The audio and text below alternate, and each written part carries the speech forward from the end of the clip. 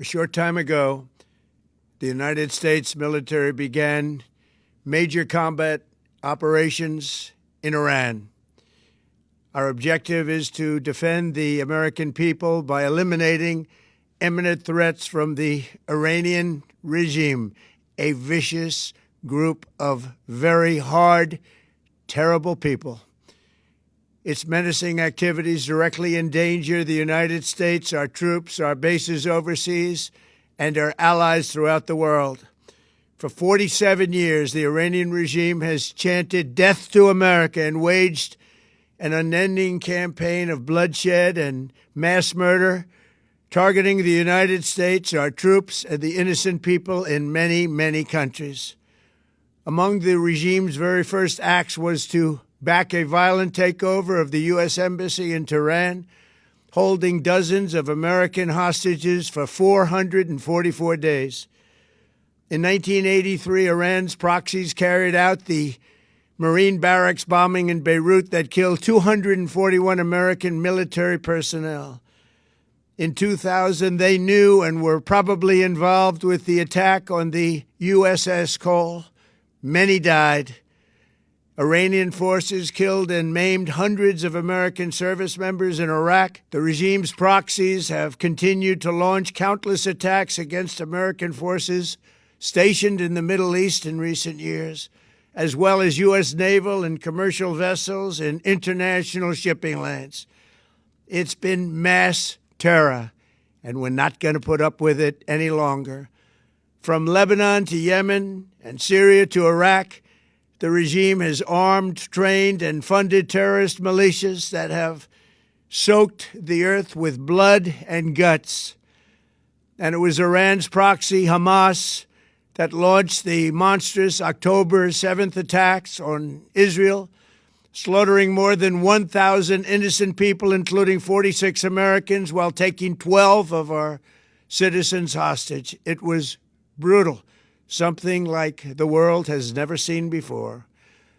Iran is the world's #1 state sponsor of terror and just recently killed tens of thousands of its own citizens on the street as they protested. It has always been the policy of the United States, in particular my administration, that this terrorist regime can never have a nuclear weapon.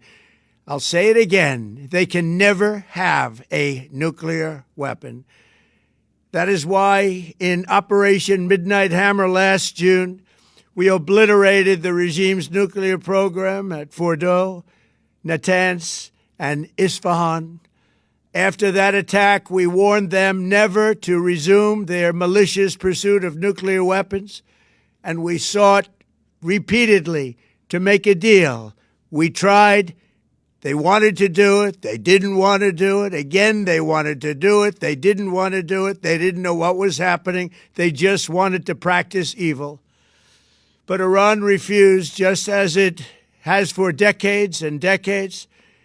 They've rejected every opportunity to renounce their nuclear ambitions, and we can't take it anymore.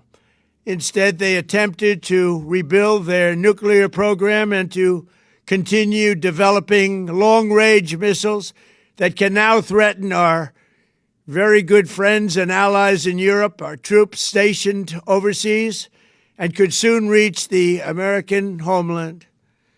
Just imagine how emboldened this regime would be if they ever had and actually were armed with nuclear weapons as a means to deliver their message. For these reasons, the United States military is undertaking a massive and ongoing operation to prevent this very wicked, radical dictatorship from threatening America and our core national security interests. We are going to destroy their missiles and raise their missile industry to the ground. It will be totally, again, obliterated. We're going to annihilate their Navy. We're going to ensure that the region's terrorist proxies can no longer destabilize the region or the world and attack our forces and no longer use their IEDs or roadside bombs, as they are sometimes called, to so gravely wound and kill thousands and thousands of people, including many Americans. and we will ensure that Iran does not obtain a nuclear weapon. It's a very simple message. They will never have a nuclear weapon. This regime will soon learn that no one should challenge the strength and might of the United States Armed Forces. I built and rebuilt our military in my first administration, and there is no military on earth even close to its power, strength, or sophistication. My administration has taken every possible step to minimize the risk to U.S. personnel in the region. Even so, and I do not make this statement lightly, the Iranian regime seeks to kill. The lives of courageous American heroes may be lost, and we may have casualties. That often happens in war. But we're doing this not for now. We're doing this for the future, and it is a noble mission. We pray for every service member as they selflessly risk their lives to ensure that Americans and our children will never be threatened by a nuclear-armed Iran. We ask God to protect all of our heroes in harm's way, and we trust that, with His help, the men and women of the armed forces will prevail. We have the greatest in the world, and they will prevail. To the members of the Islamic Revolutionary Guard, the armed forces, and all of the police, I say tonight that you must lay down your weapons and have complete immunity, or, in the alternative, face certain death. So, lay down your arms. You will be treated fairly with total immunity, or you will face certain death. Finally, to the great, proud people of Iran, I say tonight that the hour of your freedom is at hand. Stay sheltered. Don't leave your home. It's very dangerous outside. Bombs will be dropping everywhere. When we are finished, take over your government. It will be yours to take.